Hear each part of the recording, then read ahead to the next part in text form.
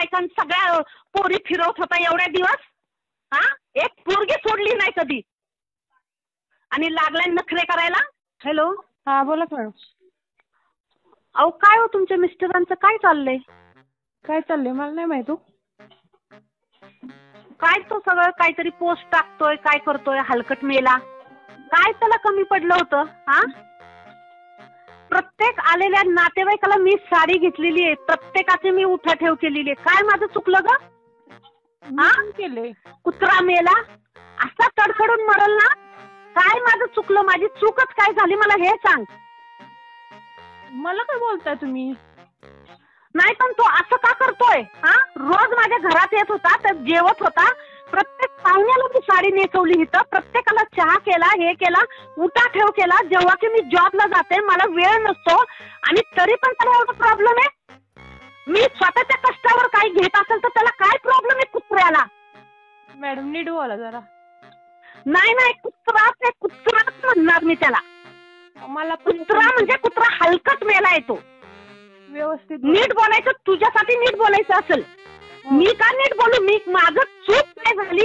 मेल्याला चहा दिला, मेल्याला जेवण दिलं, मेल्याच्या प्रत्येक पाहुण्याला मी साडी घातली, साडी घेतली, चहा केले. कुणाला नाही केलं? काय कुणाला केलं नाही? मला फक्त एवढं सांग. कुत्रा मेला असं तळतळून मरेल ना.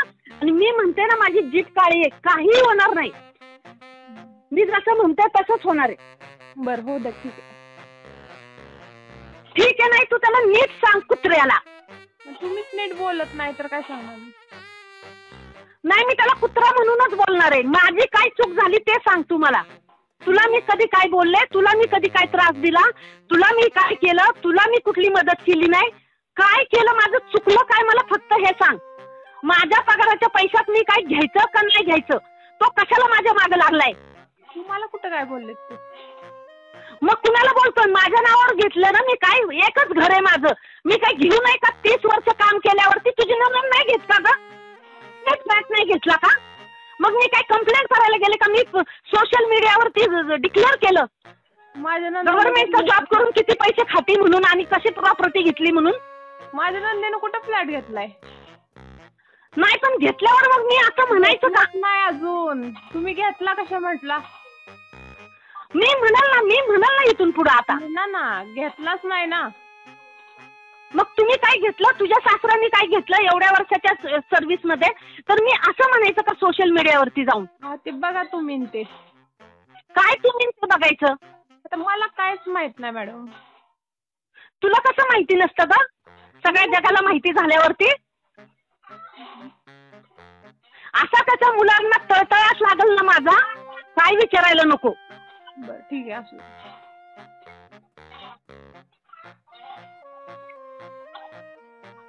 मेल्यांना इतकं उपकाराची जाण नाही. माझे पैसे मोजायला जातो. गप बस ना तू. हे उपकार फेडतो का? त्याच्या बापाने काय असं वागतोय?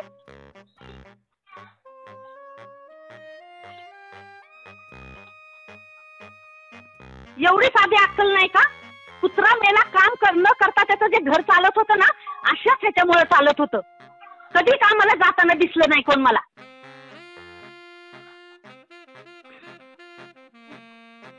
का नाहीतर मग सासऱ्याच्या जीवावर खात असतील बसून, नाहीतर आई वडिलांच्या जीवावर त्यांच्या मड्यावर बसलेत.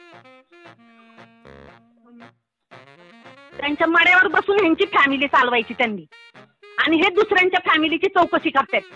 स्वतःचं घर चालवायला तर कधी आलं नाही. म्हाताऱ्यांनी पैसे द्यायचे आणि मग ह्यांनी पोरं काढायची. मॅडम नीट बोला. मी काही नीट बोलणार नाही. माझ्याकडून नीट बोलण्याची अपेक्षा करू नको तू आता. नाही, म्हाताऱ्याने अजिबात नाही, अजिबात नाही अपेक्षा माझ्याकडून. तुम्ही सगळं हे करून मी कष्टाने काम करते, जाते, मी माझी नोकरी करते, कशा पद्धतीने मी हे करते. मी कुठलं काय केलं ग इल्लीगल? हा, हलकट मेला. जातो सगळ्या बायकां सगळ्या पोरी फिरवत होता एवढ्या दिवस. हा, एक पोरगी सोडली नाही कधी. आणि लागलाय नखरे करायला. माझ्या बहिणीच्या पोरी आणून बसवल्या इथं. बरं सांगायला गेल्यावर किती सांगता येईल मला आता? बरं असू द्या.